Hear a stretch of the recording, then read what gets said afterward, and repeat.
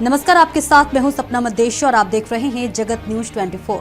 तो आइए शुरुआत करते हैं कुछ खास। गुजरात રાજકોટ ઉપલેટા समस्त ब्रह्म समाज के अध्यक्ष जिग्नेश भाई व्यास और उपलेटा नगर पालिका उपाध्यक्ष जिगन्याबेन व्यास ने संयुक्त रूप से बताया कि श्रावण मास की पवित्र पूर्णिमा के पावन अवसर पर समस्त ब्रह्म समाज उपलेटा ने धार्मिक और वैदिक परंपराओं को उजागर करते हुए नास्त्र उपकर्म संस्कार महोत्सव का आयोजन किया। उपकर्म वैदिक परंपरा में विशेष धार्मिक महत्व का अनुष्ठान है और इसे जनोई बदलने के साथ साथ वैदिक अध्ययन और संस्कार परंपरा को याद करने का त्योहार माना जाता है।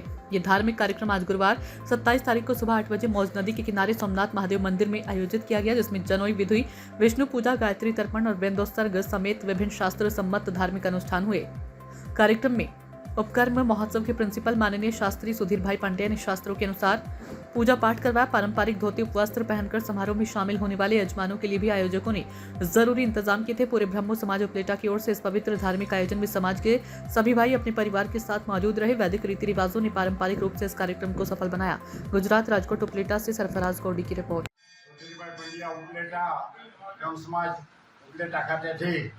આજે શ્રાવણ સુદ પૂનમ મધ્યાહન વ્યાપીની પૂનમ છે અને અમે બધા ઉપાકર્મ શ્રાવણી સંસ્કાર પ્રયોગ કરી રહ્યા છીએ।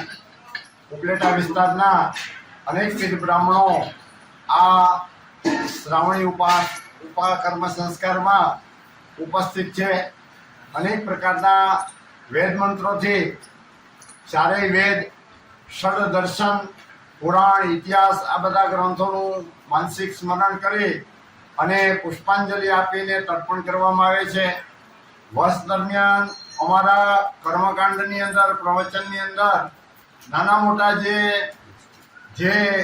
રસ્વ, દીર્ઘ, પ્લુત, અનુનાસિક, નાસિક આવા મંત્રના જે ઉચ્ચારણમાં દોષ થયેલા હોય એ દોષનું નિરાકરણ કરવા માટે અમે આજે અમારા આ યજુર્વેદને પુનઃ સત્વવીર્યવાન બનાવવા માટે આ ઉત્સર્ગ કર્મ કરી રહ્યા છીએ અને સોમનાથ મહાદેવના સાનિધ્યમાં વર્ષોની પરંપરાથી બ્રહ્મ સમાજના બધા મિત્રો અહીંયા આ તર્પણમાં સહયોगी બને છે।